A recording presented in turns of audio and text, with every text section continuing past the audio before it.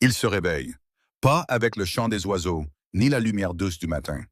Non, avec le hurlement strident d'un réveil, ce bourreau numérique qui tranche la nuit en deux.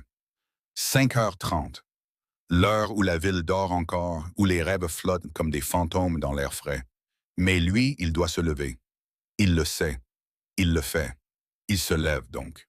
Pas d'étirement langoureux, pas de contemplation rêveuse du ciel à travers la fenêtre. Non, il se lève avec la détermination froide d'un guerrier qui se prépare à la bataille. Une bataille intérieure, sourde, quotidienne. La bataille contre le chaos. Le chaos du monde, bien sûr, mais surtout le chaos de son propre esprit. Il se dirige vers la salle de bain. Le miroir lui renvoie un visage fatigué, les yeux cernés, la peau pâle. Il ne s'attarde pas. Pas de complaisance, pas d'auto-apitoiement. Il se lave, se rase, se prépare. Chaque geste est précis, mesuré, efficace.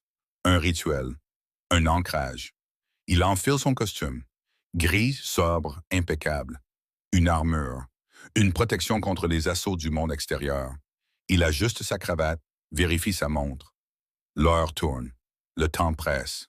Toujours. Il quitte l'appartement. L'air est frais, presque glacial.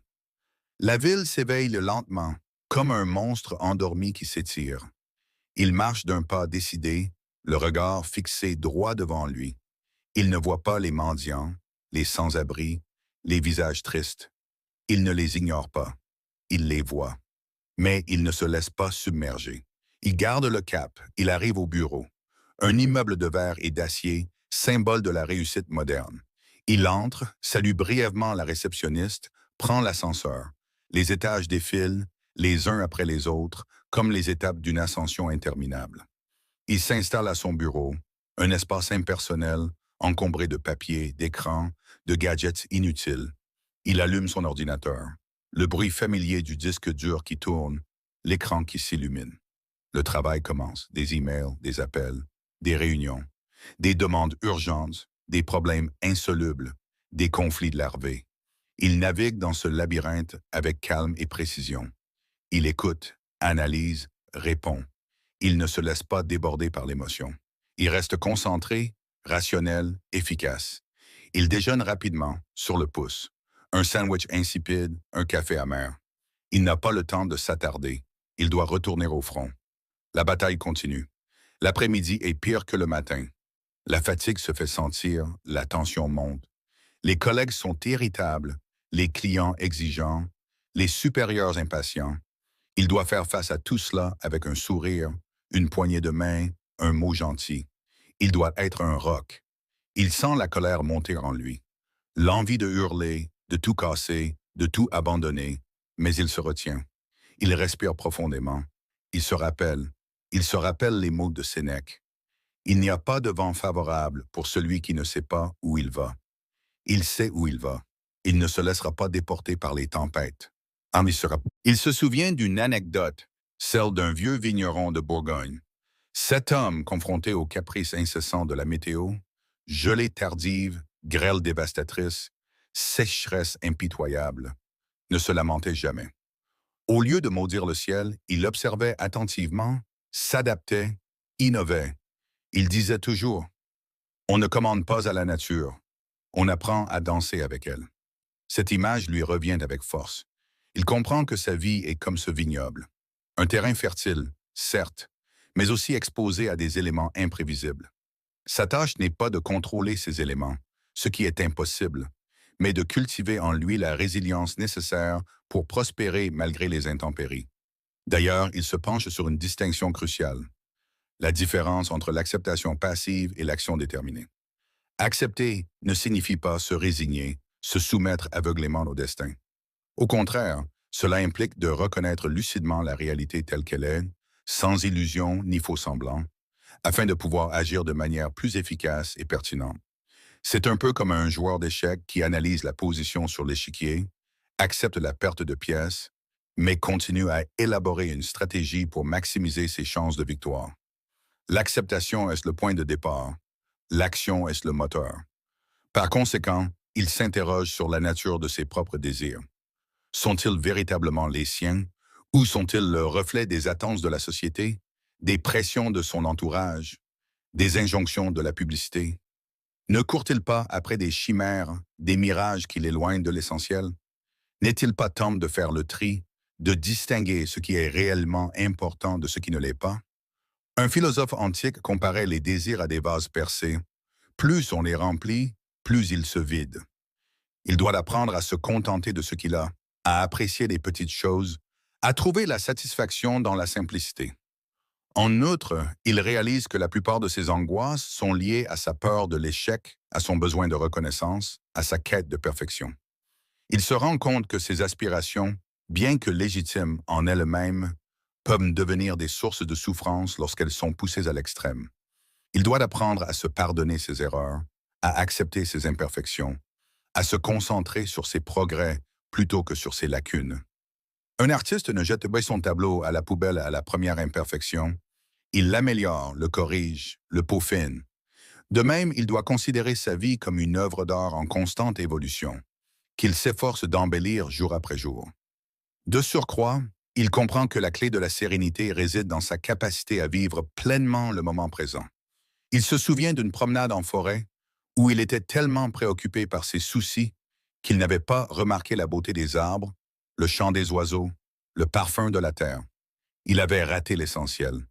Il doit apprendre à ralentir, à savourer chaque instant, à être attentif à ce qui se passe autour de lui. Un maître zen compare l'esprit à un singe qui saute de branche en branche, incapable de rester en place.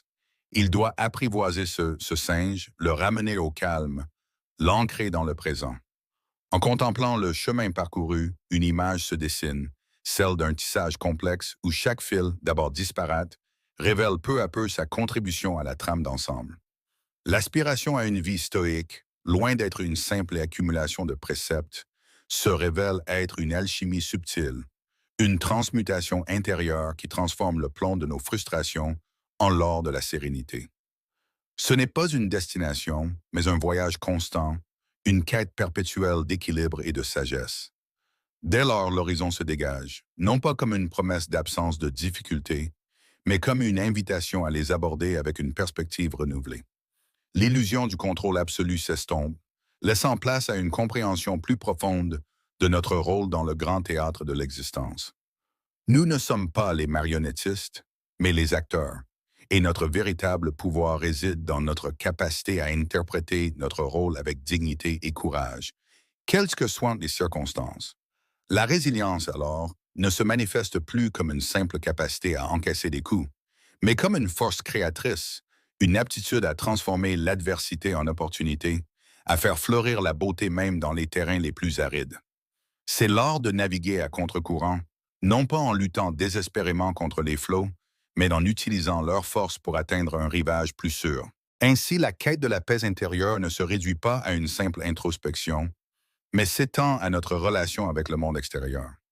Il s'agit de développer une empathie sincère, une compassion active, une volonté de contribuer positivement à la vie de ceux qui nous entourent. Car la véritable sagesse ne se trouve pas dans l'isolement, mais dans le partage, dans la communion avec l'humanité.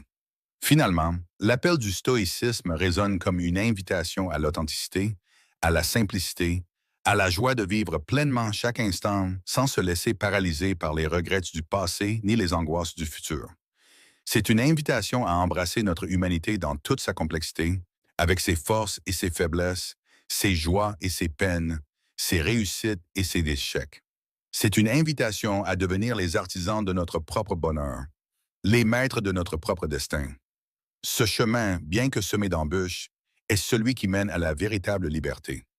Préparons-nous donc à franchir le seuil. Alors que le rideau tombe sur cette introspection, une vérité persiste, vibrante et indélébile. L'art de vivre, à l'instar d'une symphonie, ne réside pas dans l'absence de fausses notes, mais dans la manière dont nous les intégrons à la mélodie. Chaque dissonance, chaque épreuve, chaque moment de doute n'est pas un obstacle à surmonter, mais une opportunité de révéler la profondeur et la richesse de notre être. Il ne s'agit pas de se forger une carapace d'indifférence face au tumulte de l'existence, mais de cultiver un cœur résilient, capable d'accueillir la joie et la peine avec une égale sérénité, de transformer la fragilité en force, l'anxiété en action, le chaos en clarté. Le stoïcisme, loin d'être une doctrine austère et rigide, se révèle être un chemin vers une liberté intérieure authentique, une capacité à s'épanouir pleinement, quelles que soient les circonstances. Imaginez un arbre majestueux, enraciné au plus profond de la terre. Il plie sous la force du vent, mais ne rompt jamais. Ses branches s'élèvent vers le ciel, captant la lumière et l'énergie du soleil. Il offre son ombre aux voyageurs fatigués, son fruit aux affamés. Il est un symbole de force, de résilience, de générosité. Nous pouvons, nous aussi, devenir de tels arbres, ancrés dans nos valeurs, ouverts au monde, capables de résister aux tempêtes et d'offrir notre présence bienveillante à ceux qui en ont besoin. Ce n'est pas une promesse de bonheur éternel, ni une garantie d'absence de souffrance. C'est une invitation à embrasser la condition humaine dans toute sa complexité, à accepter l'impermanence de toute chose, à trouver la joie dans les moments simples, à cultiver la gratitude pour ce que nous avons, à apprendre de nos erreurs, à pardonner nos faiblesses. C'est un chemin exigeant, certes, mais ô combien gratifiant. La véritable pratique commence maintenant, non pas dans des exercices intellectuels ou des méditations abstraites, mais dans les gestes quotidiens, les interactions banales, les défis inattendus, dans la manière dont nous réagissons à la critique, dont nous gérons le stress, dont nous abordons les difficultés, dans la manière dont nous choisissons de vivre chaque jour en accord avec nos valeurs les plus profondes. Alors, respirez profondément, ouvrez votre cœur et avancez avec courage et confiance vers la vie qui vous attend. Le chemin est long, mais la récompense est immense. La paix intérieure, la sérénité durable, la joie authentique. Tout cela est à portée de main. Il suffit d'oser tendre la main et de saisir l'opportunité. Et souvenez-vous, même dans l'obscurité la plus profonde, une étincelle de lumière peut toujours jaillir. C'est à vous de l'allumer.